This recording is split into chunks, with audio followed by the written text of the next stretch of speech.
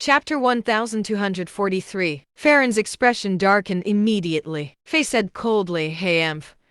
I knew you were up to no good just now. It looks like you've got some guts." Warner was in complete panic mode at that moment. He was sweating bullets and completely unsettled. Those two were absolutely capable of destroying him. Even Faye's positions and power could cause him constant trouble as long as she wanted it, let alone Farron. His business was not that clean in the first place. There were many things that could be exposed. There was no way he would not panic when it came to something so important. Farron looked at Warner as if he was looking at an ant and asked coldly, "What's your name? What do you do?" Warner stammered out, "I'm Warner.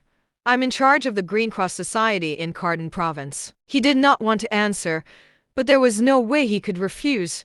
He seemed like he was suffering immensely. At that moment, Marco and his men had hidden in the distance. When they saw that the situation was off, they hid as they anxiously observed the situation. When Farron heard that, he sneered, "The Green Cross Society. What a coincidence. Someone happened to have reported on you recently. There's already a task force in your offices.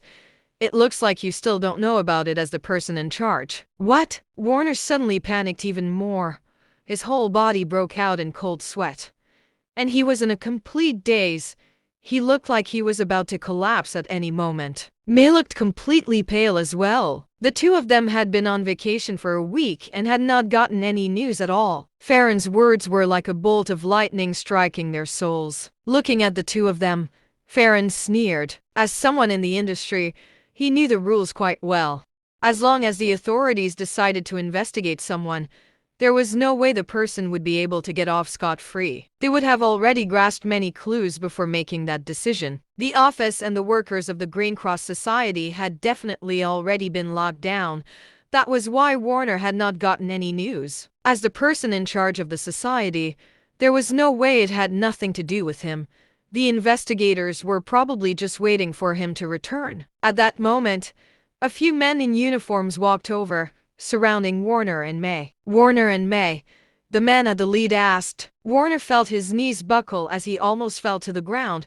He nodded with great difficulty. May was pale as a sheet as she constantly trembled. The middle-aged man said coldly, "The two of you are suspected of fraud, corruption, and embezzlement of public funds. Please come back with us for investigation." Right after the man said that, his subordinates put handcuffs on the two of them. Warner lost control at that moment, and he slumped onto the ground. Two of the investigators immediately grabbed onto him. Meanwhile, May's whole body was shaking, and her lips turned purple. That man turned around and smiled at Farron and Faye, saying, "Mr. Campbell, Miss Eve, you're here." That man was one of the captains of the investigation department, Damon. Farron naturally knew who he was. Damon smiled and said, "I was waiting for him for a long time so he wouldn't run away." "Ha ha."